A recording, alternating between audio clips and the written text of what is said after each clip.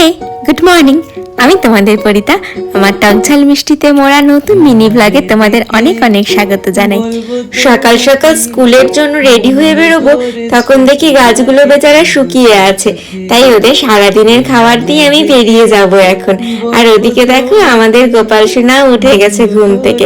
আজ আবার লেট হয়েছে, 9:15 বেজে গেল ঘড়ি মোড়ে আসতে। স্কুলে এসে কাজের ফাঁকে ফাঁকে সকালের খাবার খেয়ে নিতে হয়, না হলে একদম সময় পাওয়া যায় না। আজ এই ছোলা ভেজানোটা এনেছিলাম বাড়ি থেকে। স্কুল থেকে বাড়ি ফিরে এসেই আবার ছুটলাম গাছগুলোকে দেখার জন্য। গিয়ে দেখি গাছগুলো আবার শুকিয়ে গিয়েছে। আসলে এত গরম পড়েছে, ওদের আর কি দোষ বলো। তারপর আমি একটু ফ্রেশ হয়ে নিয়েছিলাম। সারাদিনের ধকলের পর ফ্রেশ হলে কি যে শান্তি লাগে। আর এই যে আমার চুলগুলো এত জট বেঁধে যায়, ছাড়াতে অনেকক্ষণ সময় লাগে। তারপর সন্ধেবেলা চা বসালাম সবার জন্য, তবে আমার জন্য ব্ল্যাক কফি। সন্ধেবেলা চা বা কফি খাওয়ার স্বাদটাই আলাদা। এরপর একেবারে রাতে খাবারের পালা।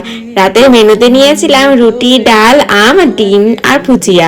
ব্যাস, খাওয়া শেষ করে আমি আর রবি একটু ছাদে গিয়েছিলাম। এত ঠান্ডা ঠান্ডা হাওয়া দিচ্ছিল, আমরা অনেকক্ষণ ছাদেই ছিলাম। আজ এটুকুই, টাটা, বাই। আমি যে মাতাল হাওয়ারি মতো হয়ে যেতে যেতে পায়ে পায়ে গেছি জড়িয়ে।